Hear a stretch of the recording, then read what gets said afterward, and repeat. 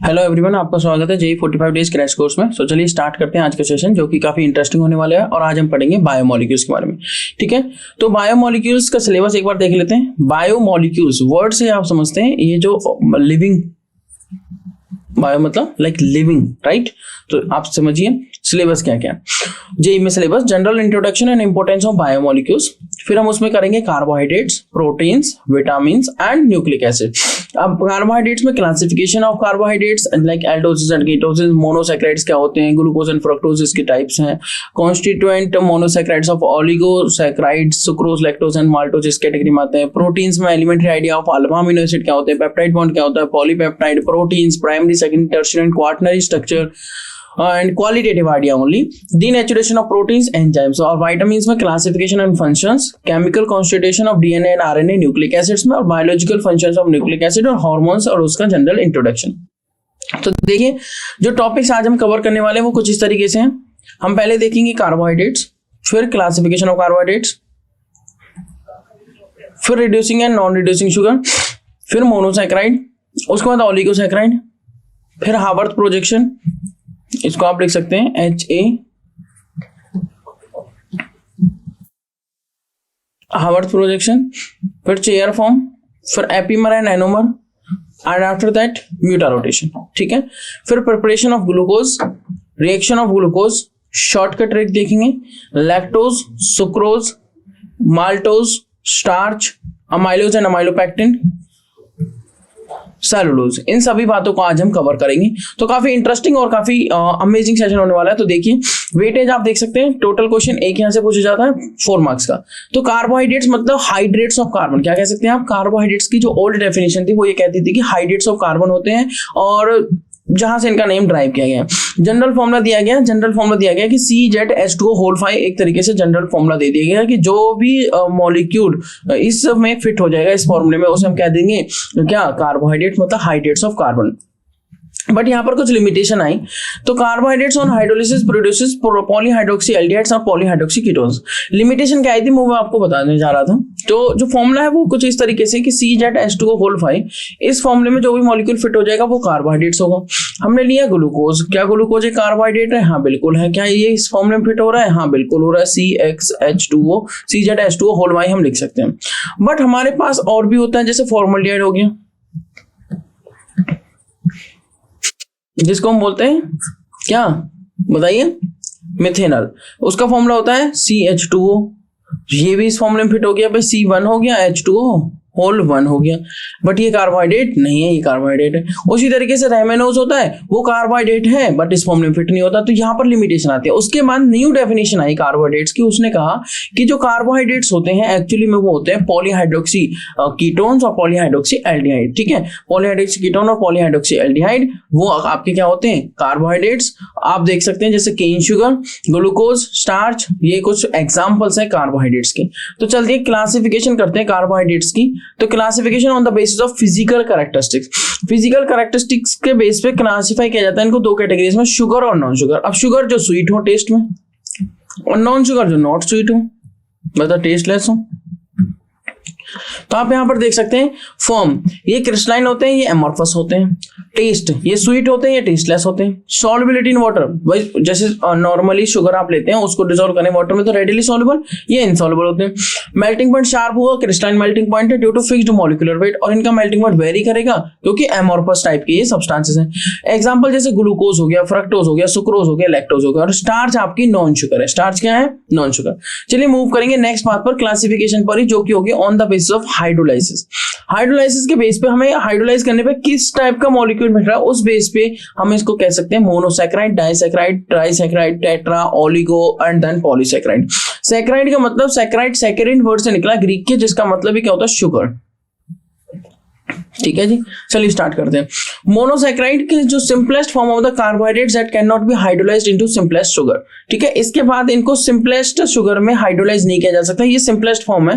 तो जैसे example glucose हो गया जिसका फॉर्मूला होता है C6H12O6, एग्जांपल फ्रक्टोज हो गया जिसका फॉर्मूला होता है C6H12O6, एग्जांपल गैलेक्टोज हो गया जिसका भी फॉर्मूला होता है C6H12O6। इन सभी के स्ट्रक्चर्स मैं आपको दिखाऊंगा। डाइसैकेराइड्स कार्बोहाइड्रेट्स जो हाइड्रोलाइसिस होने पर 2 मोनोसैकेराइड यूनिट हैं, और आपको पता है मोनोसैकेराइड यूनिट्स को फर्दर हाइड्रोलाइज नहीं किया जा सकता, मोनोसैकेराइड यूनिट्स को फर्दर हाइड्रोलाइज नहीं किया जा सकता सिंपलर आप क्या कह सकते हैं सिंपलर शुगर्स में, ठीक है। तो वो हमारे क्या हो जाते हैं मोनोसैकेराइड, और ये हमारे क्या डाइसैकेराइड। जैसे सुक्रोज बना हुआ है ग्लूकोज और फ्रक्टोज से, लैक्टोज बना हुआ है ग्लूकोज और गैलेक्टोज से, और माल्टोज बना हुआ है ग्लूकोज और ग्लूकोज से, मतलब 2 ग्लूकोज की यूनिट, ठीक है। उसके बाद आते हैं पॉलीसैकेराइड, पॉली मतलब बहुत सारे, मतलब many. Complex carbohydrates consisting of multiple monosaccharide unit, ठीक है। They can be hydrolyzed into simpler sugars, तो उनको simplest sugar में hydrolyze किया जा सकता है। But the important part की जो हम इसको hydrolyze करेंगे तो बहुत सारे molecules मिलेंगे, जैसे स्टार्च हो गया, ग्लाइकोजन हो गया, सेलुलोज हो गया, ये आपके पॉलीसैकेराइड कैटेगरी में आते हैं, ठीक है। जैसे स्टार्च, सेलुलोज, ग्लाइकोजन, इनका फॉर्मूला आप ऐसे समझ सकते हो C6H10O5 होल N, इस तरीके से आप इनका फॉर्मूला बना सकते हो। चलिए मूव करते हैं नेक्स्ट क्लासिफिकेशन पर। जो नेक्स्ट क्लासिफिकेशन करी गई है कार्बोहाइड्रेट्स की, वो करी गई on the basis of reducing nature. Reducing nature के बेस पर कार्बोहाइड्रेट्स को 2 कैटेगरीज में दिया गया है, एक तो होती है रिड्यूसिंग शुगर और एक हो जाती है नॉन रिड्यूसिंग शुगर। अब रिड्यूसिंग शुगर कौन सी है? हैव ए फ्री एल्डिहाइड मतलब CHO और कीटोन ग्रुप, जिसके पास CHO ग्रुप हो या एल्डिहाइडिक ग्रुप या कीटोनिक ग्रुप हो, हावर्थ प्रोजेक्शन में। हावर्थ की स्पेलिंग में आपको सही करा चुका हूं, HAWORTH होती है, ठीक है, Haworth projection. See the presence of an OH group at first position पर आप OH ग्रुप की पोजीशन देखिए। It can reduce Benedict solution, Fehling's solution test और टॉलरेंस रिएजेंट, मतलब ये बेनेडिक्ट को, टॉलरेंस को और फेलिंग सॉल्यूशन को के साथ रिएक्शन कर देता है, तो इसको क्या कहते हैं हम? Reducing sugar. Example reducing sugar के हो जाते हैं माल्टोज, लैक्टोज और एटसेट्रा, आप यहाँ पर देख सकते हैं। नॉन रिड्यूसिंग शुगर लैक ए फ्री एल्डिहाइड, मतलब इसके पास सो फ्री CHO ग्रुप या कीटोनो ग्रुप नहीं होता और ये रिड्यूस नहीं कर पाता कि इसको बेनेडिक्ट सॉल्यूशन को, फेलिंग सॉल्यूशन को और टॉलरेंस रिएजेंट को। ये आपके लाइक ऑक्सीडाइजिंग एजेंट्स हैं, ठीक है, ये जो आपके लिखे हुए हैं, जैसे सुक्रोज हो गया और एटसेट्रा, आप यहाँ पर देख सकते हो, ठीक है। ये आपके क्या है? Non reducing sugar. अब हम देखते हैं रिड्यूसिंग और नॉन रिड्यूसिंग शुगर की बातें, इंपॉर्टेंट बातें हैं, ध्यान से समझिएगा। यहाँ पे लिखा हुआ ऑक्सीडाइजिंग रिएजेंट जो कि है बेनेडिक्ट सॉल्यूशन, ठीक है। ऑक्सीडाइजिंग एजेंट्स क्या है? बेनेडिक्ट सॉल्यूशन, फेलिंग सॉल्यूशन और टॉलरेंस रिएजेंट। अभी क्या क्या करते हैं? पहले तो एक किससे बने हुए, कॉम्पोजिशन क्या है? नंबर 1 पे कॉम्पोजिशन है कि जो आपके बेनेडिक्ट सॉल्यूशन है वो होता है copper sulphate in alkaline citrate. Fehling solution होता है copper sulphate but alkaline tartrate. तो बेनेडिक्ट और फेलिंग में सिर्फ एल्कलाइन वाले जो ये बेस है उसका फर्क है, ठीक है, एल्कलाइन सिट्रेट और एल्कलाइन टार्ट्रेट। टॉलरेंस जो रिएजेंट होता है वो होता है silver nitrate in aqueous ammonia, या आप कह सकते हो Tollens reagent ammoniacal solution of silver nitrate, AgNH3 whole twice और ऊपर पॉजिटिव। नेक्स्ट आता है नॉन रिड्यूसिंग शुगर। जो ऑक्सीडाइजिंग रिएजेंट होते हैं, अगर नॉन रिड्यूसिंग शुगर है तो Benedict solution deep blue colour देता है, फेलिंग सॉल्यूशन डीप ब्लू और टॉलरेंस रिएजेंट कलरलेस रहता है। मतलब नॉन रिड्यूसिंग शुगर, क्योंकि वो रिड्यूस नहीं कर सकते इनको, तो इसका मतलब ये उनके साथ रिएक्शन नहीं करेंगे, रिएक्शन नहीं करेंगे तो जैसे हैं ऐसे ही बने रहेंगे। टॉलरेंस रिएजेंट कलरलेस ही रहेगा। Colour after reaction with reducing sugar, अगर आ जाती है रिड्यूसिंग शुगर, मैं फिर से रिपीट कर देता हूँ, नॉन रिड्यूसिंग शुगर के साथ ये इस टाइप के कलर्स आएंगे। तो आप कह सकते हो अगर आप बेनेडिक्ट सॉल्यूशन को ऐड करते हो सुक्रोज में, एक नॉन रिड्यूसिंग शुगर है, तो अगर आपको डीप ब्लू कलर मिल जाता है तो आप सिंपली कह सकते हो कि ये एक नॉन रिड्यूसिंग शुगर है। उसी तरीके से फेलिंग सॉल्यूशन और टॉलरेंस रिएजेंट को ऐड करके आप बता सकते हो। बट अगर आप जैसे ग्लूकोज, जैसे माल्टोज एक रिड्यूसिंग शुगर है, अगर आप माल्टोज में ऐड करते हो बेनेडिक्ट या फेलिंग या टॉलरेंस, तो आप देखेंगे कि उसमें बेनेडिक्ट के केस में ब्रिक रेड प्रेसिपिटेट आ जाते हैं जो कि डेफिनेटली कॉपर ऑक्साइड के होते हैं CU2O, और फेलिंग के केस में भी CU2O वाले क्या आते हैं? प्रेसिपिटेट आते हैं ब्रिक रेड, ठीक है, लाल कलर के एकदम। और टॉलरेंस रिएजेंट के केस में सिल्वर मिरर आता है, सिल्वर मिरर एकदम, जैसे मान लो इस टेस्ट ट्यूब में कर रहे हो तो इधर आपका मिरर इस टाइप से दिख जाता है और यहाँ पर शाइनिंग से आने लगती है, तो जिसको हम कहते हैं सिल्वर मिरर, तो Ag सॉलिड बन जाता है। मतलब अब समझने वाली बात क्या है कि species being reduced the oxidant, तो आप यहाँ पर देख सकते हैं CU2 पॉजिटिव एक इलेक्ट्रॉन लेता है और किसमें बदल जाता है? Cu पॉजिटिव में।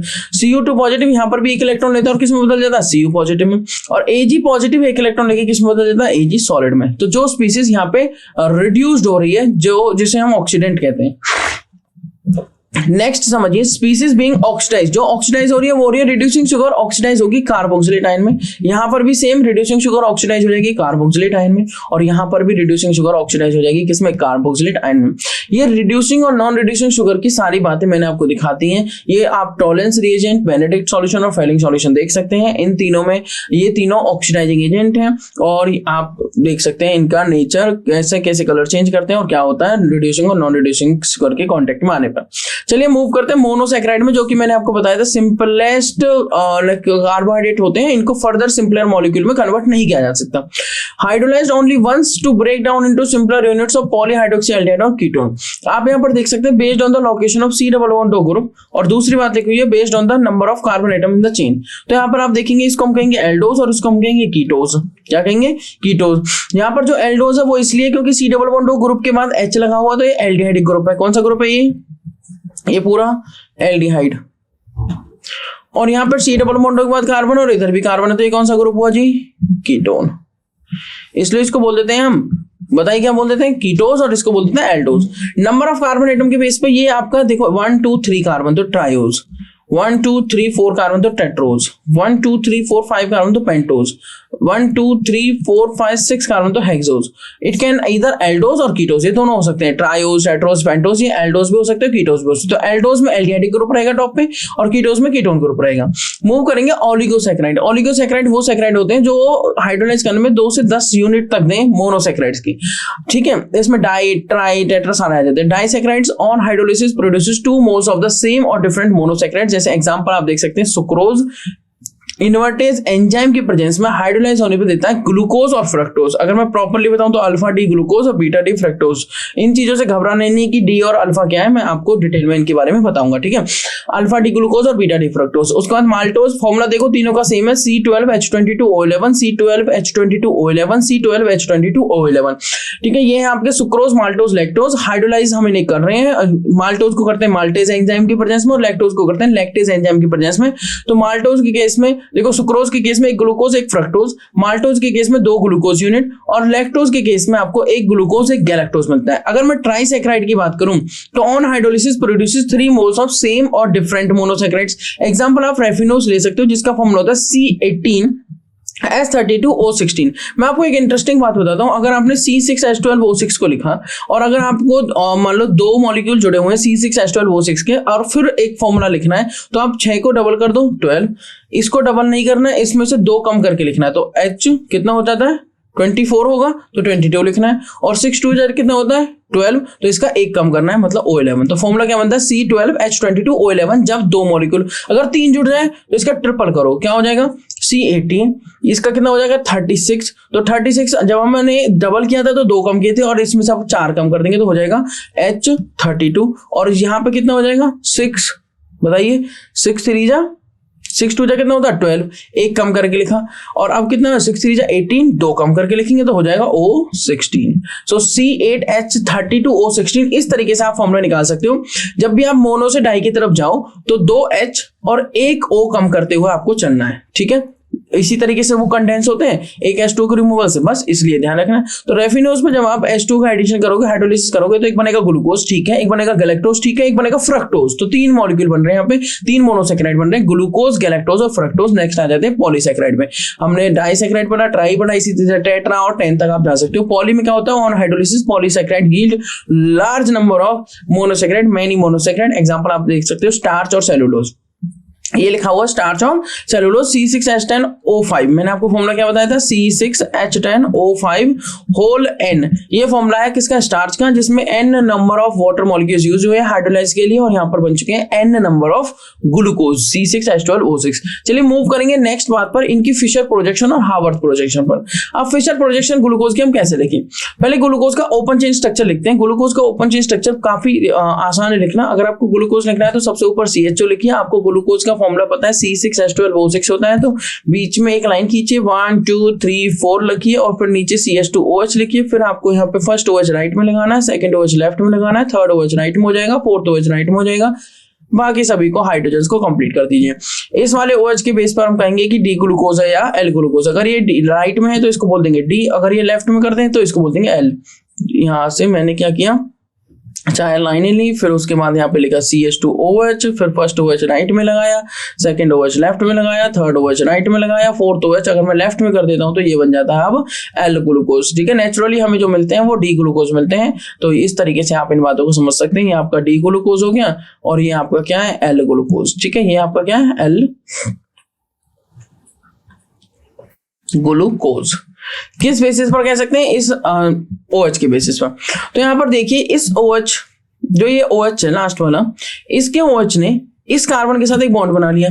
जब इसके साथ एक बॉन्ड बना लिया इस कार्बन ने, तो यह ऑक्साइड लिंकेज बन चुकी है। देखिए यहाँ से इस वाले OH ने अपने लोन पेयर इधर दिए, इधर गया, जो He वाला था इसको O नेगेटिव ने एक्सेप्ट कर लिया। अब यहाँ पर जो कार्बन, ये जो OH आया है और ये जो H आया है, इसको रैंडम बॉन्ड से दिखाते हैं। इनकी पोजीशन फिक्स नहीं है, हो सकता है OH लेफ्ट में आ जाए और हो सकता है OH राइट में आ जाए। देखो अगर OH राइट में आ गया और H लेफ्ट में, तो इसको बोलते हैं अल्फा। क्या बोलते हैं? अल्फा। और अगर OH लेफ्ट में आया और H राइट में आया तो इसको बोलते थे बीटा। क्या बोल देते हैं? बीटा। तो इसी के बेस पे ये बन गया अल्फा, और OH ये रिंग राइट में बन रही है तो मतलब OH राइट में होगा ये वाला, तो अल्फा डी ग्लूकोज या अल्फा डी ग्लूकोपायरानोज। क्या बोल देंगे? Alpha D glucopyranose. किसको बोलेंगे? पायरान रिंग में फिट करेंगे इसको हम, ठीक है। और यहाँ पर इसको बोल देंगे डी ग्लूकोज सिंपल, और ये ओपन चेन फॉर्म है, और इसको बोल देंगे बीटा डी ग्लूकोज। क्या बोल देंगे? Beta D glucose. इसी तरीके से हम फ्रक्टोज का स्ट्रक्चर लिखते हैं। फ्रक्टोज का कैसे लिखेंगे? Fructose is a कीटोज, formula same होता है C6H12O6। तो फ्रक्टोज में क्या करना है? कीटोन बनाना है, ऊपर CH2OH लिखना है। अब एक कार्बन यूज हो गया तो 3 कार्बन लिखने हैं, सबसे नीचे CH2OH लिखना है। फर्स्ट कार्बन का OH राइट में लगाते थे ग्लूकोज में, वो यूज हो चुका है। सेकंड का OH लेफ्ट में, थर्ड का OH राइट में और फोर्थ का OH राइट में। ये राइट में लगाया तो वही D और L में डिफरेंस आ जाएगा। ये आपका हो गया फ्रक्टोज, ये है आपका डी फ्रक्टोज। L बनाना है वो भी हम बना सकते हैं। मैंने लिखा CH2OH, मैंने लिखा सबसे पहले C डबल बॉन्ड O, उसके नीचे 1 2 3 लाइंस, फिर सबसे नीचे CH2OH। बोली फिर क्या करना है? फर्स्ट OH लेफ्ट में,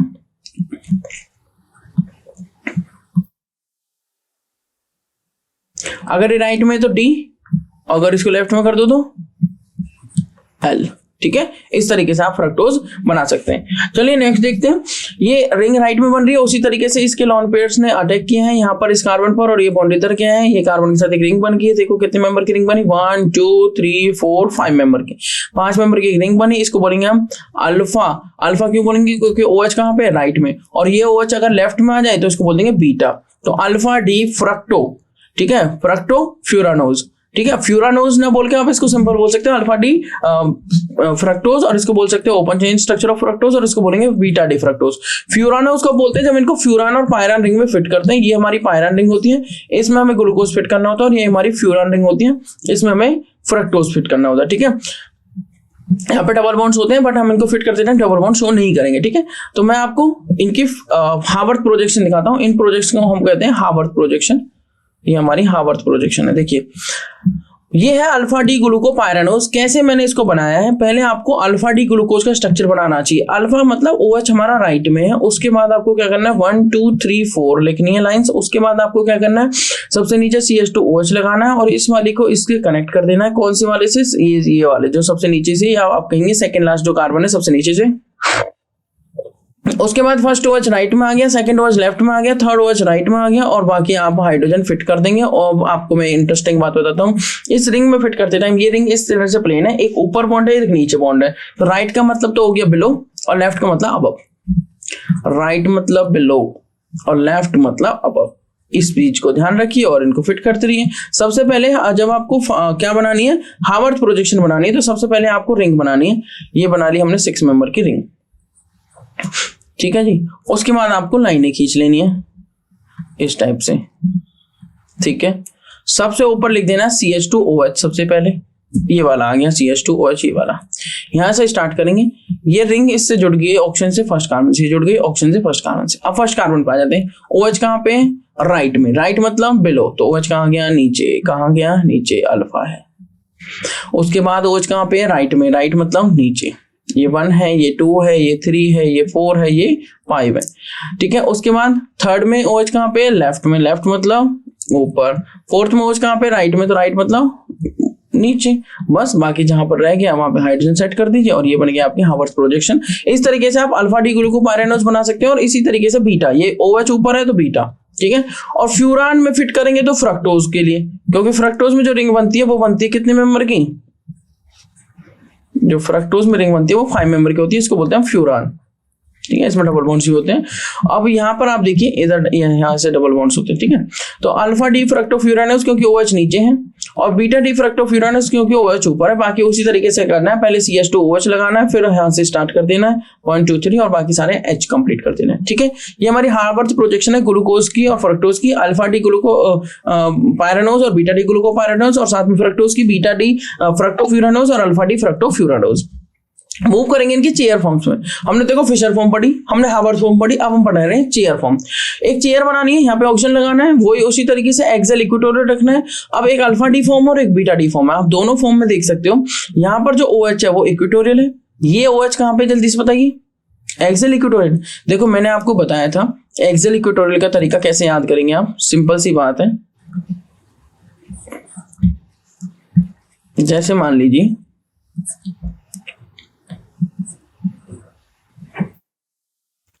यहां पर जो बॉन्ड होगा वो होगा एक्सियल, ठीक है। तो ये ऊपर है, तो यहां जो नीचे बॉन्ड होगा वो होगा एक्सियल। अब अल्टरनेट लगाते चलिए, ऊपर है तो यहां पर जो ऊपर होगा वो एक्सियल है, ये छोड़ के यहां पर जो ऊपर होगा वो एक्सियल है।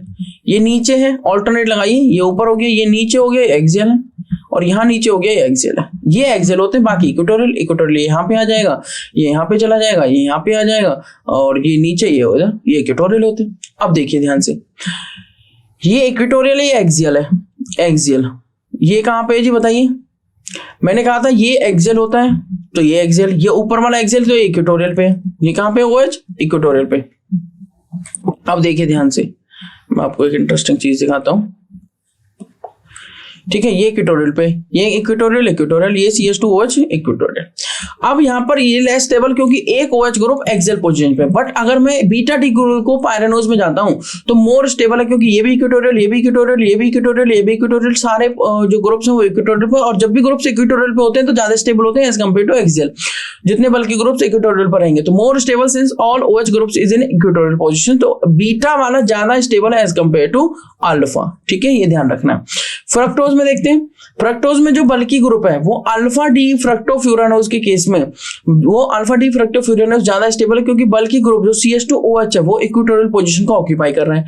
बट इस केस में ये आ गया एक्सियल पोजीशन पे, तो ये लेस स्टेबल हो गया क्योंकि बल्की ग्रुप ने ऑक्यूपाई कर ली कौन सी पोजीशन, एक्सियल पोजीशन। अगर बल्की ग्रुप एक्सियल पोजीशन पे आ जाता है तो वो चेयर फॉर्म ऑटोमेटिकली क्या हो जाती है, अनस्टेबल फॉर्म में जाने लगती है।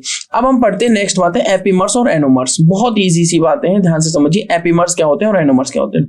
वो डायस्टेरियोमर्स जिन्हें सेपरेट किया जा सकता है एक दूसरे से, configuration at only one carbon centre. आप यहाँ पे देखिए CHO और इस कार्बन को देखिए यहाँ पे OH राइट में और यहाँ पे OH लेफ्ट में, बस यहीं से इनको सेपरेट कर सकते हैं। बाकी यहाँ पर दोनों OH राइट में और यहाँ पर भी दोनों OH राइट में और नीचे CH2OH, ये हो गए एपीमर्स। अब एनोमर्स क्या होते हैं, एनोमर्स वो स्पेशल वाले एपीमर्स होते हैं जिनमें सिर्फ जो डिफरेंस है वो सिर्फ फर्स्ट कार्बन पे हो, मतलब साइक्लिक मोनोसैकेराइड्स और glycosides that are epimers differ in configuration at C1, जो C1 से डिफर है उन्हें स्पेशली बोल देते हैं एनोमर्स, ठीक है। ऑफ एल्डोसिस और C2 किसके केस में, कीटोसिस के केस में। जैसे आप देख सकते हैं एग्जांपल अल्फा डी ग्लूकोपायरानोज ये बना हुआ और बीटा डी ग्लूकोपायरानोज ये बना हुआ, ये दोनों आपस में एनोमर्स हैं क्योंकि यहाँ पर फर्स्ट कार्बन का OH नीचे है और यहाँ पर फर्स्ट कार्बन का OH ऊपर है, तो ये एनोमेरिक कार्बन है। कौन सा कार्बन है, C1 carbon, anomeric carbon. Alpha D फ्रक्टोफ्यूरानोज और बीटा डी फ्रक्टोफ्यूरानोज को अगर आप चेक करेंगे तो ये 1 कार्बन नहीं है, 2 कार्बन है। तो सेकंड वाले कार्बन पर OH नीचे है और सेकंड वाले कार्बन पर OH ऊपर है बीटा के केस में, और अल्फा के केस में नीचे है, तो ये एक दूसरे से डिफरेंट है। तो C1 और C2, C1 एल्डोसिस के केस में, C2 कीटोसिस के केस में अगर यहाँ पर डिफरेंस है तो ये एपीमर्स तो है ही, बट इन्हें बोल देते हैं स्पेशली एनोमर्स, ठीक है। बाकी अगर किसी और कार्बन से डिफरेंस है तो उन्हें क्या कहेंगे हम, एपीमर्स। नेक्स्ट मूव करते हैं म्यूटा रोटेशन पे। इंटरेस्टिंग बात है, म्यूटा रोटेशन क्या कहता है, epimerization of pure carbohydrate, epimerization of pure carbohydrate alpha हो या beta on addition of water till equilibrium is reached, ठीक है, तो उसे कह देते हैं हम। तो ये हमने क्या किया, ग्लूकोज का ओपन चेन फॉर्म ली, उसके बाद इसकी क्या करी गई, आप देख सकते हैं वाटर का ऐड किया गया और इस तरीके से यहाँ पर OH कहाँ है, ऊपर, और यहाँ पर OH कहाँ है, नीचे। तो यहाँ पर क्या लिखा हुआ है, mutarotation on adding water to one of the cyclic forms of D glucose through reversible epimerization it changes to the other by open chain form. तो जैसे हम वाटर ऐड करेंगे तो पहले ओपन चेन फॉर्म में change होगा, फिर ये इधर चला जाएगा, मतलब ये कौन सा है, नीचे है तो अल्फा और ये कौन सा है, ऊपर है तो बीटा। तो अल्फा से बीटा और बीटा से अल्फा हम चेंज कर सकते हैं। इन सभी स्ट्रक्चर्स की अपनी स्पेसिफिक रोटेशन है, ठीक है। While the specific rotation of the solution gradually changes, उस तरीके से चेंजेस होगी until it reaches the equilibrium value plus 52.7। जो इक्विलिब्रियम की वैल्यू है इस मिक्सचर की, वो स्पेसिफिक रोटेशन की वैल्यू प्लस 52.7 डिग्री उस मिक्सचर की। नेक्स्ट बात आता है प्रिपरेशन कैसे करें ग्लूकोज की। ग्लूकोज का फॉर्मूला होता है जी C6H12O6। तो प्रिपरेशन भी हम कर लेंगे, बहुत इजी तरीका है। दो मेथड यहाँ पे दिखा रखे मैंने, फ्रॉम सुक्रोज और फ्रॉम स्टार्च। सुक्रोज का दूसरा नाम होता है केन शुगर। तो बॉइलिंग कर दो सुक्रोज को, फिर डाइल्यूट HCl और H2SO4 इन अल्कोहलिक सॉल्यूशन प्रोड्यूसेस ग्लूकोज, जिसका फॉर्मूला होता है C6H12O6। और सुक्रोज एक डाइसैकेराइड है, तो फ्रक्टोज भी मिलता है इक्वल प्रोपोर्शन में। इक्वेशन आप यहाँ पर देख सकते हैं, C12H22O11 सुक्रोज का फॉर्मूला है। हाइड्रोलाइज किया गया, एक मिल गया ग्लूकोज, ये ग्लूकोज GLUCOSC, और ये है फ्रक्टोज। स्टार्च से कैसे बनाएंगे? इंडस्ट्रियली हम ग्लूकोज को मैन्युफैक्चर कर सकते हैं by the hydrolysis of starch by boiling it with dilute H2SO4 at 393 kelvin. मतलब वही सिंपल हाइड्रोलिसिस आपने करी एक पर्टिकुलर टेम्परेचर और प्रेशर पे। तो स्टार्च और सेलुलोज ये हो सकता है, स्टार्च और सेलुलोज C6H12O5 होलन। तो यहाँ पर आपको क्या मिल जाएगा? ग्लूकोज। क्या मिलेगा? ग्लूकोज C6H12O6 के N मॉलिक्यूल्स। नेक्स्ट आता है ग्लूकोज की रिएक्शंस। ग्लूकोज की रिएक्शंस इंपॉर्टेंट है, यहां से क्वेश्चन आता है, ठीक है। इंपॉर्टेंट बात है, वेरी इंपॉर्टेंट में मैं बोल सकता हूं, ठीक है। तो ग्लूकोज की रिएक्शंस कुछ 5-6 रिएक्शंस आप यहां पर देख सकते हो। मैंने ग्लूकोज का स्ट्रक्चर लिखा हुआ CHO CHOH होल 4 और CH2OH, इसको बोलेंगे हम ग्लूकोज। अगर मैं ग्लूकोज की रिएक्शन HI फॉस्फोरस के साथ कराता हूं तो मुझे N-हेक्सेन मिल जाता है। क्या मिल जाता है? N-हेक्सेन। अगर मैं ग्लूकोज की रिएक्शन देखो, यहां से कंफर्मेशन होता है। कैसे कंफर्मेशन हो जाता है? यहां से कंफर्म होता है कि ग्लूकोज में 6 कार्बन लीनियर चेन में प्रेजेंट है, क्योंकि मुझे मिला N-हेक्सेन। अगर मैं ग्लूकोज की रिएक्शन किसके साथ करा देता हूं? एसिटिक एनहाइड्राइड के साथ, तो मुझे यहां से ये बात पता लगती है कि जो ये 6 कार्बन लीनियर फॉर्म में है और यहाँ पे 5 हाइड्रोक्सी ग्रुप है, और जिनमें से 5 हाइड्रोक्सी ग्रुप यहाँ पे प्रेजेंट है, और जिनमें से जो सेकेंडरी और प्राइमरी वो भी हमें पता लग जाएगा। कैसे? मैं बताता हूँ। जब मैंने इसके एसिटिक एनहाइड्राइड के साथ रिएक्शन कराई तो मुझे मिल गया penta acetate of glucose CH3CO whole twice O, और यहां से पता लगा कि इसके पास 5 OH ग्रुप हैं। जब मैंने इसका ग्लूकोज का ऑक्सीडेशन किया, ये ग्लूकोज इसका ऑक्सीडेशन किया, ठीक है, ब्रोमीन वाटर के साथ, तो मुझे मिला ग्लूकोनिक एसिड। क्या मिला? Gluconic acid. जब मैंने इसका ऑक्सीडेशन ग्लूकोनिक एसिड के साथ किया तो मुझे यहां से ये पता लगा, पहले हमने ये वाली रिएक्शन करी, फिर हमने इस वाली रिएक्शन से, देखो मैं यहाँ पे दिखाता हूँ NH2OH और HCN की रिएक्शन के साथ, NH2OH के साथ रिएक्शन करने पे CHO ने CH डबल बॉन्ड NOH दिया, ऑक्साइम दे दिया, ठीक है। हाइड्रोक्सिल अमीन के साथ रिएक्शन करने पे हमें ग्लूकोक्साइम मिल गया, और इसके साथ रिएक्शन करने में हमें साइनोहाइड्रेट मिल गया ग्लूकोज का। मतलब एडिशन प्रोडक्ट मिल रहे हैं। मतलब यहाँ से ये बात कंफर्म हुई, पहले हमें ये पता लगा कि ग्लूकोज में जो 6 कार्बन है वो लीनियर फॉर्म में है। दूसरा हमें ये पता लगा कि ग्लूकोज में जो 6 कार्बन है वो लीनियर फॉर्म में, और एक कार्बन उसमें से कार्बोनिल ग्रुप है, इस तरीके से कार्बोनिल ग्रुप है। फिर हमें ये पता लगा इन रिएक्शंस के बाद कार्बोनिल ग्रुप कंफर्म हो गया। यहाँ से क्या कंफर्म हो गया? C डबल बॉन्ड O, कि ग्लूकोज ने हमें ऑक्साइम दे दिया और ग्लूकोज ने हमें साइनोहाइड्रेट ऑफ ग्लूकोज दे दिया HCN के साथ रिएक्शन करने में। फिर हमने ब्रोमीन वाटर के साथ रिएक्शन करी तो हमें पता लग गया कि ये जो कार्बोनिल कार्बन है वो एक एल्डिहाइड है। वो क्या है? एक एल्डिहाइड, क्योंकि COOH मिल रहा है। बाकी देखो OH वो अब एज इट इज बने हुए हैं। तो ब्रोमीन वाटर एक माइल्ड ऑक्सीडाइजिंग एजेंट की तरह काम कर रहा है। बट अगर मैंने क्या किया, देखो अगर माइल्ड ऑक्सीडाइजिंग एजेंट का यूज करूंगा तो बन जाएगा आपका क्या? Gluconic acid. पर अगर ग्लूकोनिक एसिड को फिर से हम ऑक्सीडाइज करते हैं तो मिलता है सैकेरिक एसिड। और अगर कॉन्सेंट्रेटेड HNO3 या स्ट्रॉन्ग ऑक्सीडाइजिंग एजेंट के यूज करता हूं जो कि HNO3 है, तो आपको CHO भी कन्वर्ट हो जाता है COOH में, और प्राइमरी अल्कोहल भी कन्वर्ट हो जाता है COOH में। तो यहां से ये बात पता लगती है कि जो ग्लूकोज में एक हमारा 5 हाइड्रोक्सी ग्रुप है वो पेंटा एसिडेट जो बना है ग्लूकोज का, उससे पता लग गया। और 5 हाइड्रोक्सी ग्रुप में से 4 हमारे सेकेंडरी टाइप के हैं, 4 OH हमारे सेकेंडरी का टाइप के हैं, और एक OH हमारा कैसा है? प्राइमरी टाइप का। एक OH कैसा हमारा? प्राइमरी टाइप का। तो ये कुछ रिएक्शंस थी ग्लूकोज की जिनसे हमें कुछ बातें कंफर्म हुई, और इस तरीके से आप समझ सकते हैं ग्लूकोज की रिएक्शंस को। नेक्स्ट आता है ओसाजोन फॉर्मेशन। ओसाजोन फॉर्मेशन क्या है? जब मैंने इसको फिनाइल हाइड्रोजन के साथ रिएक्शन कराई तो इसने ओसाजोन का फॉर्मेशन कर दिया। आप यहाँ पर स्ट्रक्चर देख सकते हैं, क्योंकि आपको पता ही है H2O यहाँ से रिमूव हो जाता है इस तरीके से, तो ये बन गया डबल बॉन्ड NH और यहाँ पर बेंजीन रिंग। तो osazone formation result in A loss of the chirality centre at C2। ये C2 पे आप देख सकते हो यहाँ पर कायरलिटी सेंटर का क्या हो चुका है? लॉस हो चुका है, but does not affect other chirality centres. बाकी chirality centres as it is बने हुए हैं। Phenyl osazones crystallise readily unlike sugars and are useful derivatives for identifying sugars. चलिए एक शॉर्टकट से इन सभी स्ट्रक्चर्स को देख लेते हैं। ये आपका है डी ग्लिसरॉल्डिहाइड, ठीक है। डी ग्लिसरॉल्डिहाइड आपको क्या दे रहा है? देखिए ध्यान से, डी इरिथ्रोज, और डी इरिथ्रियोज इधर क्या आया, डी थ्रियोज। इरिथ्रियोज में आप देख सकते हैं दोनों OH एक साइड में, टोटल 4 कार्बन है, और इसमें आप देख सकते हैं दोनों एक दूसरे के एंटी हैं और टोटल 4 कार्बन है। तो ये इराइथ्रियोज और थ्रियोज का डिफरेंस है। दोनों में OH राइट में है तो बोलेंगे डी, बिल्कुल टी। राइथ्रियोज को बांट सकते हैं हम डी राइबोज और डी आर्बिनोज में। राइबोज में क्या होता है आप देख सकते हैं 1 2 3 4 5 कार्बन हो चुके हैं और सारे OH एक साइड में, ठीक है। और यहां पर क्या हुआ है, आर्बिनोज में एक OH जो फर्स्ट वाला है वो उसको चेंज कर दिया, मतलब जो सेकंड कार्बन पे ऊपर से, और बाकी दोनों OH राइट में है तो इसको बोलते हैं एर्बिनोज, क्योंकि नीचे वाले OH दोनों केसेस में राइट में है तो इसको बोलेंगे डी। राइबोज को फिर से 2 स्ट्रक्चर में डिवाइड कर सकते हैं। अब नंबर ऑफ कार्बन एटम्स हम बढ़ा रहे हैं, देखो 2 से हम आए 3, 3 से आए हम 4, 4 से आ गए हम यहाँ से 2 से हम कितने पाए 4, और 4 से हम 1 2 3 4 5 पे आए, और 5 से हम आ चुके हैं हम 6 पे। तो 1 2 3 4 5 6 इसमें टोटल कार्बन है, सारे OH एक साइड है तो इसको बोलेंगे डी एलोज। यहाँ पर पहला OH लेफ्ट में, बाकी सारे OH एक साइड में, इसको बोलेंगे डी एल्ट्रोज। सेम डी आर्बिनोज में पहला OH अगर राइट में कर दूं और दूसरा OH अगर लेफ्ट में कर दूं, ठीक है। मतलब अगर आप क्या करें कि जो ये वाला स्ट्रक्चर है देखो ऊपर वाले से बिल्कुल कॉमन है, बस एक ये CHOH ये ऐड करना है तो ये बन जाएगा ग्लूकोज। क्या बन जाएगा, ग्लूकोज। देखो फर्स्ट OH राइट में, सेकंड OH लेफ्ट में, थर्ड OH राइट में, फोर्थ OH भी राइट में, इसको बोलते हैं डी ग्लूकोज। देखो सभी में जो नीचे वाला OH है वो राइट में है, इसलिए सभी के सामने मैं डी लगा रहा हूं। यहाँ पर क्या होगा, अगर मैं फर्स्ट वाले OH को लेफ्ट में कर दूं, सेकंड वाले OH को भी लेफ्ट में कर दूं और नीचे वाले दोनों राइट में रह जाए तो ये बन जाएगा डी मेनोज। क्या बन जाएगा, मेनोज। उसी तरीके से वापस आते हैं यहाँ पर थ्रियोज पे। थ्रियोज को हम 2 स्ट्रक्चर में डिवाइड करेंगे, एक जाइलोज और एक ये देख सकते हैं आप लिक्सोज, ठीक है। सो जाइलोज में आप देख सकते हैं पहला OH राइट में और ये वाला लेफ्ट में और फिर से राइट में। इसमें आप देख सकते हैं ये लेफ्ट फिर राइट, इस तरीके से आप इनको डिवाइड कर सकते हैं। तो ये भी डी होगा और ये भी क्या होगा, डी होगा, क्योंकि दोनों OH राइट में, क्योंकि दोनों OH कहां पे, राइट में। आई होप यहां तक अभी तक आपको समझ में आया होगा। पहले इन दोनों को यहाँ पे किया, फिर इन दोनों को यहाँ पे, इसका यहाँ पे, फिर इन दोनों को यहाँ पे कर रहे हैं, अब इसका यहाँ और यहाँ करेंगे। अब जाइलोज को फर्दर डिवाइड किया गया 2 स्ट्रक्चर में, एक ग्लूकोज और एक आयोडोज। ग्लूकोज क्या होता है, जब 2 OH इधर एक इधर एक इधर, इसको ग्लूकोज बोलेंगे। अब ये इधर आ चुका है तो डी होगा। फिर यहाँ पे एक देखो फर्स्ट लेफ्ट सेकंड राइट फिर लेफ्ट फिर राइट, तो लेफ्ट राइट इसको बोल देंगे हम आयोडोज, ठीक है। उसके बाद नेक्स्ट आता है जो हमारा वो है लिक्सोज में एक गैलेक्टोज और एक टैलोज। गैलेक्टोज का स्ट्रक्चर समझिए, देखो ग्लूकोज के जैसा है। ग्लूकोज कैसे बनाते हैं हम, CHO, उसके बाद 1 2 3 4, उसके बाद नीचे CH2OH, और फर्स्ट OH हम कर देते हैं राइट में, सेकंड OH लेफ्ट में, थर्ड OH राइट में और फोर्थ OH भी राइट में। अगर हमें बनाना है क्या, गैलेक्टोज, तो हम क्या करेंगे, बस OH की पोजीशंस को चेंज हो रही है। देखो ये चीज ध्यान रखनी है कि अगर फॉर्मूला सेम है, सिर्फ OH की पोजीशन चेंज हो रही है। फर्स्ट OH राइट में, सेकंड OH लेफ्ट में, तो थर्ड OH भी लेफ्ट में और फोर्थ OH राइट में, तो बन जाता है गैलेक्टोज।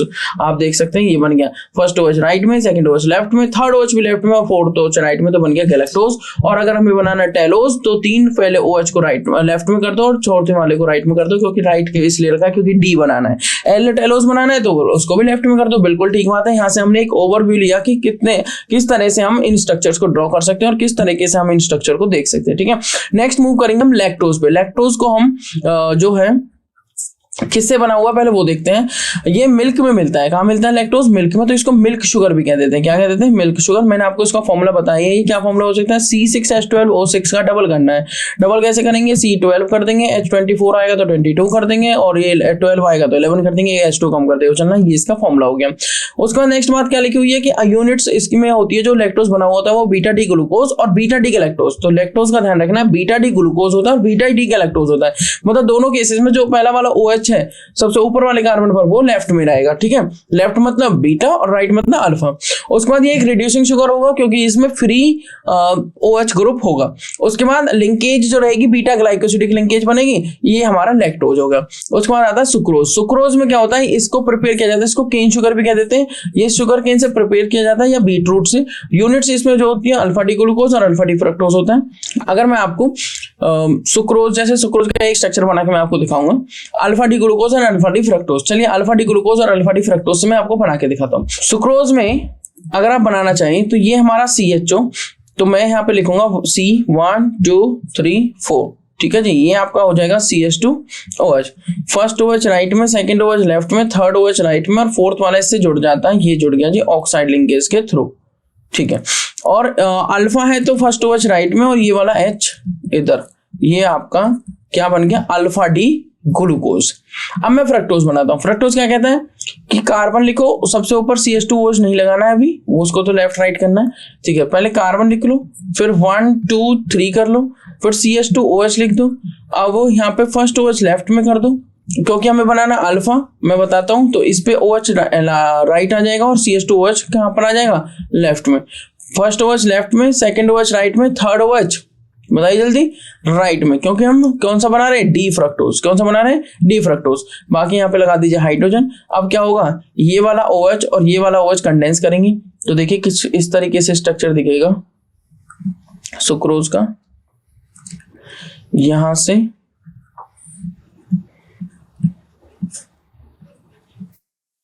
ये ब्रिज है, मतलब इसके ऊपर से जा रहा है बॉन्ड, और ये होती है हमारी कौन सी लिंकेज, चलिए बताइए। ये है C1 और ये C4, तो इसको बोलते हैं C1 C4 glycosidic linkage. C1 C4 glycosidic linkage, इस तरीके से ये लिंकेजेस होती हैं, ठीक है। चलिए नेक्स्ट मूव करेंगे हम नेक्स्ट बात पर।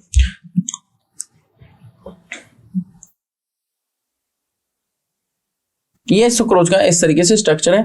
ये देखो नॉन रिड्यूसिंग शुगर है। अगर आप यहां पर देखेंगे तो यहां पर जो है OH फ्री नहीं है, तो अगर OH फ्री नहीं है तो कौन सी शुगर होगी, जरा बताइए, नॉन रिड्यूसिंग शुगर। कौन सी शुगर होगी, नॉन रिड्यूसिंग, ठीक है।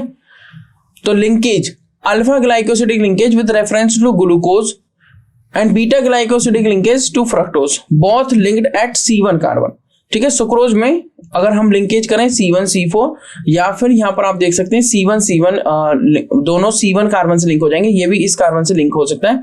तो उस तरीके से हम इसका स्ट्रक्चर बना सकते हैं। देखिए मैं अगर आपको इसका स्ट्रक्चर दिखाऊं तो दोनों C1 कार्बन से लिंक हो जाएंगे। C1 C4 से, C1 C1 से, इनको आपको याद रखना है कि C1 C6 से लिंकेज हो रही है, या C1 C4 से लिंकेज हो रही है, या C1 C1 से, ठीक है। Sorry for this. तो इस तरीके से आप सुक्रोज का स्ट्रक्चर, माल्टोज का स्ट्रक्चर और लैक्टोज का स्ट्रक्चर बना सकते हैं। नॉन रिड्यूसिंग शुगर है, और बाकी चीजें आपने देखनी है। माल्टोज, माल्टोज को हम कहते हैं माल्ट शुगर। क्या कहते हैं, malt sugar. Preparation fractional hydrolysis of starch by enzyme diastase. ये आप देख सकते हैं स्टार्च की हाइड्रोलिसिस की डाइएस्टेज एंजाइम की प्रेजेंस में, तो मिल गया माल्टोज C12H22O11। 2 यूनिट्स होती है अल्फा डी ग्लूकोज की, और रिड्यूसिंग शुगर है। और उसके बाद यहाँ पर आप देख सकते हैं alpha glycosidic linkage between C1 and C4 carbon atom. इसमें C1 और C4 लिंकेज होती है, ये चीज ध्यान रखना। इसमें कौन सी लिंकेज होती है, C1 C4, और सुक्रोज में कौन सी लिंकेज होती है, C1 C2 लिंकेज। मैं आपको सुक्रोज की लिंकेज भी दिखा देता हूँ। सुक्रोज का देखो स्ट्रक्चर मैं आपको एक बार बता देता हूँ। ये हमारा होता है, हमें बनाना है सुक्रोज में अल्फा डी ग्लूकोज, और देखिए ये है सुक्रोज जिसमें अल्फा डी ग्लूकोज और बीटा डी फ्रक्टोज होता है, नॉट अल्फा डी फ्रक्टोज, ठीक है। अल्फा डी ग्लूकोज और बीटा डी फ्रक्टोज होते हैं इसमें। अब लिंकेज करते हैं। ये हमारा कार्बन अल्फा डी ग्लूकोज है, तो OH राइट में, चलिए ये H 1 2 3 4। अब हम क्या करेंगे, CH2OH लिखेंगे, इसको इससे लिंक कर देंगे। ये हो चुका है यहाँ पे लिंक। ये first OH right, second OH left, third OH right, और फोर्थ वाला जुड़ चुका है। उसके बाद फ्रक्टोज बनाएंगे, कार्बन, क्योंकि मैंने कहा बीटा डी फ्रक्टोज है, अल्फा डी ग्लूकोज और बीटा डी फ्रक्टोज, इनके कॉम्बिनेशन से बनता है कौन, सुक्रोज। बीटा डी फ्रक्टोज क्या होता है, COH कर दिया लेफ्ट में, और यहाँ पे क्या आ गया, CH2OH। अब उसके बाद 1 2 3, और उसके बाद CH2OH। अब देखो फर्स्ट OH हो गया, तो सेकंड OH यहाँ पे, थर्ड यहाँ पे, और फोर्थ वाला इससे जुड़ जाएगा। फोर्थ वाला ये इस तरीके से जुड़ा होगा, ठीक है। बाकी क्या लगा दी, हाइड्रोजन। तो ये कौन सा कार्बन है, जरा बताइए, C2, और ये कौन सा कार्बन है, C1। तो ये OH और ये OH लिंक हो जाते हैं, तब आपको बनता है, देखिए इस तरीके से, ये हो गए लिंक, ठीक है। और किससे लिंक होते हैं, ऑक्सीजन से। ये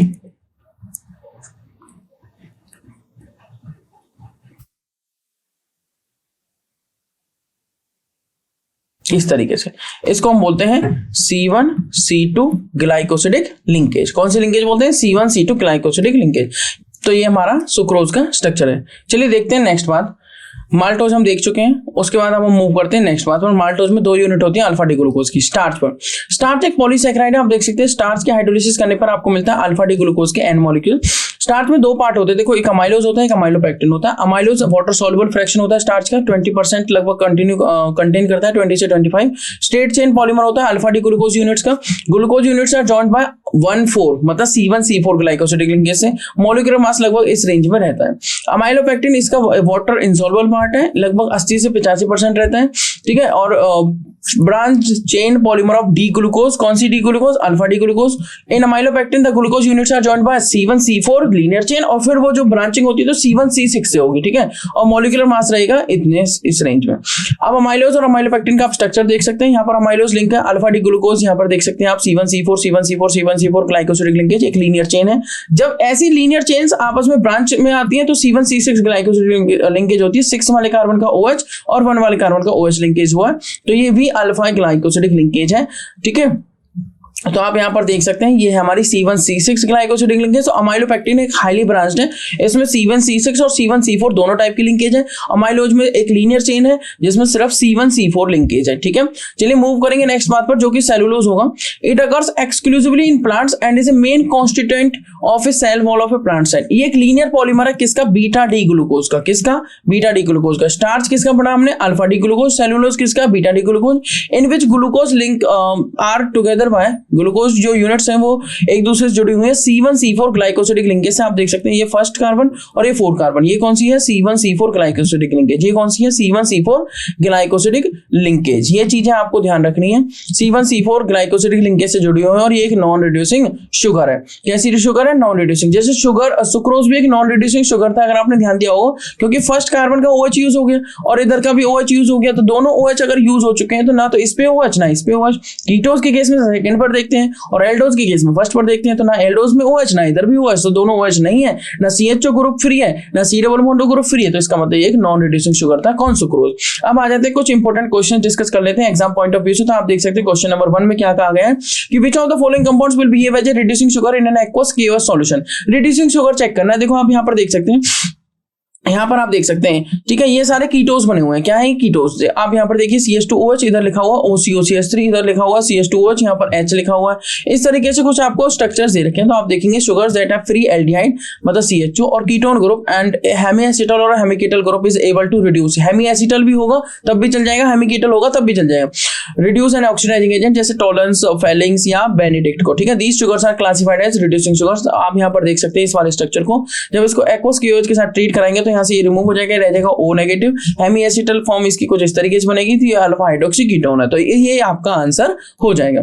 नेक्स्ट मूव करेंगे क्वेश्चन नंबर 2 पे। कंपाउंड A दिया गया C5H10O5 gives A tetraacetate with AC2O, ठीक है। टेट्राएसिटेट दे रहा है एसिटिक एनहाइड्राइड के साथ and oxidation of A with Br2H2 gives an acid C5H10O6। Reduction of A with HI gives isopentane. What is the possible structure of A? तो इन सभी के साथ ये रिएक्शंस आपको करके देखनी, आपको आंसर मिल जाएगा। पहले तो मैच कर लीजिए, C5H10O5 होना चाहिए, तो देखो 2 3 4 5 6 हो गए इसमें, तो ये तो होना नहीं चाहिए। 1 2 3 4 5 ये हो सकता है, 1 2 3 4 और 5 ये भी हो सकता है, 1 2 3 4 5 6 ये भी नहीं हो सकता। तो ऑप्शन बी और सी बचे। अब देख लेते हैं क्या आंसर होना चाहिए। आप यहाँ पर देख सकते हैं कौन सा ऑप्शन मैच कर रहा है। आप यहाँ पर देख सकते हैं इस टाइप से ऑप्शन ये मैच कर रहा है, जो H वाला है। और H वाला कौन सा है? C। तो आप यहाँ पर देखेंगे CHO, C पर HOH और AC2O के साथ रिएक्शन करी, तो आपको यहाँ पर बन गया 1 एसिटेट, 2 एसिटेट यहाँ पर बन गया तो 3 और 1 यहाँ पर बन गया 4, ठीक है। टेट्रा हाइड्रोक्सी ग्रुप है इसमें। जब ब्रोमीन वाटर के साथ रिएक्शन करी तो CHO बन गया COOH में, but primary alcohol as it is रहेगा, सेकेंडरी वाले भी एज इट इज रहेंगे। और इसका HI के साथ रिडक्शन करने में आपको क्या मिल रहा है? आइसोपेंटेन। क्या मिल रहा है? आइसोपेंटेन। तो आपका आंसर इस तरीके से आप फाइंड कर सकते हैं, काफी इजी था। नेक्स्ट क्वेश्चन नंबर 3 देखेंगे। फाइनल प्रोडक्ट बताना है इस रिएक्शन का, जो कि डी ग्लूकोज की रिएक्शन करेगी ETSH HCl के साथ, फिर Me2SO4 NaOH के साथ, फिर फर्दर किया गया HgCl2 CdCO3 के साथ। तो देख लेते हैं, ये आप देख सकते हैं डी ग्लूकोज ये बनाया D बाई OH, जो रिंग बन रही है वो राइट में बन रही है। अगर रिंग राइट में बन रही है तो डेफिनेटली डी ग्लूकोज होगा। ये डी ग्लूकोज बनाया ETSH के साथ रिएक्शन करी, तो देखो क्या बना, ये बॉन्ड ओपन हो गया, रिंग ओपन हो गई और कुछ इस तरीके से हुई। यहाँ पर प्रोडक्ट आया CH जो कि ऑलरेडी था, और ET होल ट्वाइस क्या आ गया, इथाइल 2 बार जुड़ गया। 2 बार जुड़ने के बाद जब मैंने इसको Me2SO4 NaOH के साथ रिएक्शन कराई तो CH ET होल ट्वाइस तो एज इट इज रहा, और बाकी जितने भी H हैं आप यहाँ पर देख सकते हो, जितने भी OH वाले H हैं उनके साथ क्या जुड़ गया, Me। तो ये सारे मिथॉक्सी बन चुके हैं। और जब इसको HgCl2 के साथ किया CdCO3 की प्रेजेंस में तो CH ET होल ट्वाइस को बना दिया गया क्या, CHO। क्या बना दिया गया, CHO, और बाकी Me group as it is बने हुए। तो इस तरीके से ये रिएक्शन होगी। तो रिएक्शंस में ऑर्गेनिक का पार्टिसिपेशन है वो आपको थोड़ा सा ध्यान रखना है। क्वेश्चन नंबर 4 कह रहा है कि बीटा एंड अल्फा ग्लूकोज, ठीक है, बीटा मतलब राइट और अल्फा मतलब लेफ्ट, गलत बात। बीटा मतलब जब OH यहां पर होगा राइट में तो अल्फा, और अल्फा मतलब बिलो, ठीक है, हावर्थ में।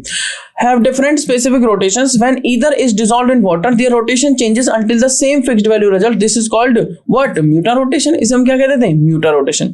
The beta and alpha glucose have different specific rotation. जब दोनों की different rotations होती है और जब उनको water में dissolve किया जाता है तो एक equilibrium value आती है plus 52.4 जो हमने पढ़ी थी, until the same fixed value results, इसे हम कह देते हैं Muta-rotation. Question number 5 कहता है which of the following statement is not true about glucose? Glucose का फॉर्मूला है C6H12O6, C6H12O6। इसके बारे में हम कुछ रिएक्शंस पढ़ चुके हैं। क्या ये एल्डोहेक्सोज है? बिल्कुल ठीक बात है। On heating with HI it forms an hexane, बिल्कुल ठीक बात है। It is present in furanose form, इसमें 6 है और फ्यूरानोज में हम 5 को फिट कर सकते हैं। फ्यूरानोज में किसको फिट कर सकते हैं? 5 को। ऐसे बना लो या ऐसे बना लो, एक ही बात है। इसमें हम 5 को फिट कर सकते हैं, तो ये बात क्या है? गलत है। It does not give 2,4-DNP test, ये तो 2,4-DNP टेस्ट दे सकता है बट इसका जो पेंटा एसीटेट है वो 2,4-DNP नहीं देगा। तो देख लेते हैं। The cyclic structure of glucose is represented by Haworth projection as a pyranose ring and not in furanose ring. Pyranose derived from the word pyran which means 6-membered cyclic ether, ठीक है, जिसका मतलब क्या होता है? 6-membered cyclic ether। और जो glucose है ओपन चेन फॉर्म ग्लूकोज की वो रिएक्शन कर ली थी किसके साथ? 2,4-DNP के साथ, बट जो इसका पेंटा एसीटेट है ग्लूकोज का वो 2,4-DNP टेस्ट नहीं दे पाता है। चलिए मूव करते हैं क्वेश्चन नंबर 6 पे, जो आपको खुद से करना है। ये क्वेश्चन मैं आपको हिंट प्रोवाइड कर देता हूं। विच of the following reaction establish difference between glucose and fructose? Glucose जिसमें एक एल्डिहाइड ग्रुप प्रेजेंट है, फ्रक्टोज जिसमें एक कीटोनिक ग्रुप प्रेजेंट है। Tolerance reagent phenyl hydrazine, HI in presence of red phosphorus या कॉन्सेंट्रेटेड HNO3। बताइए कौन सी रिएक्शन? कॉन्सेंट्रेटेड HNO3 तो क्या करती है? ऑक्सीडाइज करती है। HI रेड फास्फोरस सिर्फ हमें लीनियर चेन के बारे में बताती है। फिनाइल हाइड्राजीन या टॉलरेंस में से कौन सा करेगा? फिनाइल हाइड्राजीन या टॉलरेंस? अब आपको ये चेक करना है HI red phosphorus, concentrated HNO3 या टॉलरेंस रिएजेंट या फिनाइल हाइड्राजीन, कौन सा इनके बीच में डिफरेंस एस्टेब्लिश करेगा? मैंने आपको 6 से 7 रिएक्शंस कराई है ग्लूकोज की रिएक्शंस, ठीक है, ग्लूकोज के ओपन चेन फॉर्म की। Consider the following reagents bromine water, Tollens reagent, Fehling solution which can be used to make distinction between an aldose and ketose. फिर से वही क्वेश्चन घुमा के आया है बस कि एल्डोज जो कि एक CHO है और कीटोज जिसमें एक C डबल बॉन्डो ग्रुप है, तो इन दोनों में कैसे डिफरेंशिएट करेंगे? ब्रोमीन वाटर, टॉलरेंस रिएजेंट या फेलिंग सॉल्यूशन की हेल्प से। ब्रोमीन वाटर एक माइल्ड ऑक्सीडाइजिंग एजेंट है, टॉलरेंस रिएजेंट भी एक माइल्ड ऑक्सीडाइजिंग एजेंट है और फेलिंग सॉल्यूशन भी एक माइल्ड ऑक्सीडाइजिंग एजेंट है। तो आप कैसे डिफरेंशिएट कर सकते हैं इनके बीच में? ठीक है, यहाँ पर भी वही हुआ, ग्लूकोज और फ्रक्टोज टॉलरेंस रिएजेंट का यूज कर सकते हैं क्या? क्या टॉलरेंस रिएजेंट ऐसा था जो सिर्फ एल्डिहाइड के लिए होता था या कीटोन के लिए नहीं होता था? मतलब कीटोन के केस में हमें सिल्वर मिरर नहीं मिलेगा, एल्डिहाइड के केस में हमें सिल्वर मिरर मिलेगा। इन सभी बातों को आपको रिकॉल करना है और फिर इस क्वेश्चन का आंसर करना है। क्वेश्चन नंबर 8 क्या कहता है? क्वेश्चन नंबर 8 कह रहा है in disaccharide if the reducing groups of monosaccharides. Monosaccharides आप सभी जानते हैं जो सिंपलेस्ट कार्बोहाइड्रेट्स आप बोल सकते हैं जिनको फर्दर हाइड्रोलाइज करके सिंपलर मॉलिक्यूल में कन्वर्ट नहीं किया जा सकता। इट मींस एल्डिहाइडिक और ketonic groups are bonded, these are non reducing sugars, which of the following disaccharide is a non-reducing sugar? ये कह रहा है in disaccharides if the reducing groups of monosaccharides it means aldehyde और ketonic groups are bonded, वो bonded हो चुके हैं और तो उन्हें non-reducing sugar कहते हैं। तो मतलब डेफिनेशन भी खुद ने बता दी कि इससे इजी क्वेश्चन कुछ होगा। उसने कह दिया कि जिसमें CHO और C double bond group free नहीं है और बने हुए हैं, बॉन्डेड है, वो नॉन रिड्यूसिंग शुगर होती हैं। तो बता दीजिए इन स्ट्रक्चर्स में से कौन सी नॉन रिड्यूसिंग शुगर है। आपको ये वाला कार्बन देखना है, इसमें ये वाला कार्बन देखना है। देखो क्या है यहाँ पर OH है, बिल्कुल OH है।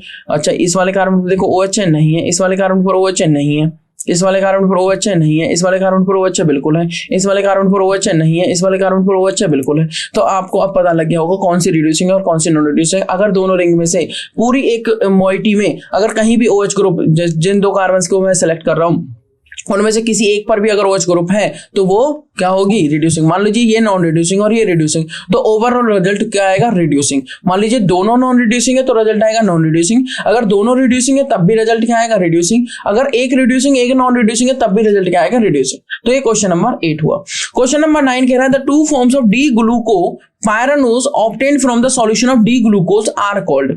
D-glucose pyranose जो obtain किया जाता है from the solution of D-glucose उन्हें क्या कहते हैं हम, आइसोमर, एनोमर, एपीमर या एनेंशियोमर। फिर से रिपीट करता हूं, the two forms of D glucopyranose. D glucopyranose आप बना सकते हो, ठीक है, ऑब्टेन फ्रॉम। अब डी ग्लूकोपायरेनोज से कौन सी फॉर्म ऑब्टेन होती है पता है आपको, डी ग्लूकोपायरेनोज जो ऑब्टेन किया जाता है एक अल्फा डी ग्लूकोपायरेनोज होता है और एक बीटा डी ग्लूकोपायरेनोज होता है। अल्फा डी ग्लूकोपायरेनोज जब आप बनाएंगे, मैं आपको सिर्फ अल्फा डी का फर्स्ट वाला कार्बन ड्रॉ करके दिखाता हूं। देखो पायरानोज मतलब पायरान रिंग में फिट कर दिया, बिल्कुल ठीक बात। ये लो जी, ये फर्स्ट कार्बन कह रहा है अल्फा तो नीचे कर दो, और कह रहा है बीटा तो ऊपर कर दो इस OH को। ये लो जी, ये हमारा अल्फा है, ये हमारा बीटा है। फिर यहाँ क्या आएगा, यहाँ H आएगा, यहाँ क्या आएगा, H आएगा। अब अल्फा और बीटा किस से डिफरेंट दिख रहे हैं आपको, हमें दिख रहा है कि ये आपका नीचे है और ये आपका ऊपर है, मतलब C1 कार्बन से दोनों डिफर है। और जब C1 कार्बन से डिफर होते हैं एल्डोसिस तो उन्हें क्या बोल देते हैं, एनोमर्स या एपीमर्स। तो ये आप आंसर चूज कर सकते हैं, आइसोमर या एनेंशियोमर्स चूज कर सकते हैं। कह रहा है glucose on prolonged heating with HI क्या देगा, ग्लूकोज जिसका स्ट्रक्चर कुछ इस तरीके से CHO, हमने क्या 1 2 3 4, हमने कहा क्या, हमने यहाँ पे कहा CH2OH, हमने कहा फर्स्ट OH राइट में कर दो, सेकंड OH लेफ्ट में कर दो, थर्ड OH राइट में कर दो, फोर्थ OH राइट में कर दो। हमने कहा यहाँ पे hydrogen hydrogen hydrogen hydrogen fit कर दो और इसको हीट कर दो, प्रोलॉन्ग्ड हीट करना है HI के साथ। क्या करना है, हीट। बताइए प्रोडक्ट क्या बनेगा, वो आप देख सकते हैं कि नॉर्मल हेक्सेन बनेगा या 1 हेक्सेन बनेगा, यस हेक्सेनोइक एसिड बनेगा। हेक्सेनोइक एसिड का मतलब समझ रहे हो आप, ये ऑक्सीडेशन हो गया, क्या हो गया, ऑक्सीडेशन। या 6 आयोडो हेक्सेनल बनेगा, 6 पर आयोडो और हेक्सेनल। तो इस तरीके से आप इन क्वेश्चंस को क्या कर सकते हैं, ट्राई कर सकते हैं। ये क्वेश्चंस काफी इंपॉर्टेंट है एग्जाम पॉइंट ऑफ व्यू के लिए। चलिए आज हमने जो पढ़ा एक बार क्विकली उसे देख लेते हैं, आज हमने क्या क्या पढ़ा है। और फिर तो हमने सबसे पहले क्या पढ़ा, मैं आपको दिखा देता हूँ। हमने पढ़ा कार्बोहाइड्रेट्स, कार्बोहाइड्रेट्स के बाद हमने देखा क्लासिफिकेशन ऑफ कार्बोहाइड्रेट्स, फिर हमने क्लासिफिकेशन करी पहले on the basis of physical properties, फिर हाइड्रोलिसिस के बेस पे, फिर रिड्यूसिंग नेचर के बेस पे, फिर हमने रिड्यूसिंग नॉन रिड्यूसिंग शुगर को देखा, फिर हमने उनकी क्लासिफिकेशन मोनोसैकेराइड्स, डाइसैकेराइड, ओलिगोसैकेराइड, ट्राइसैकेराइड सारे पढ़े, पॉलीसैकेराइड्स को भी देखा एग्जांपल्स के साथ। फिर हमने फिशर प्रोजेक्शन देखी, हावर्थ प्रोजेक्शन देखी, ओपन चेन फॉर्म देखी, चेयर फॉर्म देखी, एपीमर्स एनोमर्स को पढ़ा, म्यूटा रोटेशन चेक किया, और उसके बाद हमने वैल्यूज को भी याद किया, प्रिपरेशन ऑफ ग्लूकोज भी देखा, और ग्लूकोज की कुछ इंपॉर्टेंट रिएक्शंस भी पढ़ी। ठीक है, ग्लूकोज की इंपॉर्टेंट रिएक्शंस के बाद ओसोजोन फॉर्मेशन देखा। उसके बाद हमने देखा कि शॉर्टकट से कैसे याद कर सकते हैं सारे स्ट्रक्चर्स को, यहाँ पर आप देख सकते हैं। फिर हमने लैक्टोज, माल्टोज और सुक्रोज को देखा, ये किससे बने हुए हैं, क्योंकि ये डाइसैकेराइड है तो मैंने आपको सुक्रोज वाला स्ट्रक्चर बना के भी दिखाया था। ठीक है, और यहाँ पर आपको ध्यान रखना है कि सुक्रोज में अल्फा डी ग्लूकोज और बीटा डी फ्रक्टोज होता है, ये चीजें आपको क्या रखनी है, माइंड में रखनी है। फिर हमने स्टार्च को देखा, स्टार्च में 2 पार्ट होते हैं, एक अमाइलोज और अमाइलोपेक्टिन, किसका कौन सा पार्ट है और कौन सा वाटर सॉल्युबल कौन सा नहीं है और कैसा स्ट्रक्चर होता है, आप इस तरीके से देख सकते हैं। अमाइलोज एक लीनियर चेन है अल्फा डी ग्लूकोज की, और अमाइलोपेक्टिन एक ब्रांच्ड चेन है किसकी, अल्फा डी ग्लूकोज की। अमाइलोपेक्टिन में 2 तरह की लिंकेज होती है, C1C4 और C1C6, और जबकि अमाइलोज में सिर्फ एक लिंकेज होती है, C1C4। सेलुलोज आप देख सकते हैं जो कि बीटा डी ग्लूकोज का एक लीनियर पॉलीमर है, ठीक है, और एक नॉन रिड्यूसिंग शुगर है। और फिर हमने कुछ इंपॉर्टेंट क्वेश्चन नंबर 1 2 3 4 5 6 7 8 9 10 तक हमने डिस्कस किए। तो इन सभी कॉन्सेप्ट्स को आपको क्विकली रिवाइज करना है, रिवाइज करने के बाद इन क्वेश्चंस को लगाना है, और फिर हम मिलेंगे अब नेक्स्ट क्लास में। चलिए तब तक के लिए थैंक यू सो मच।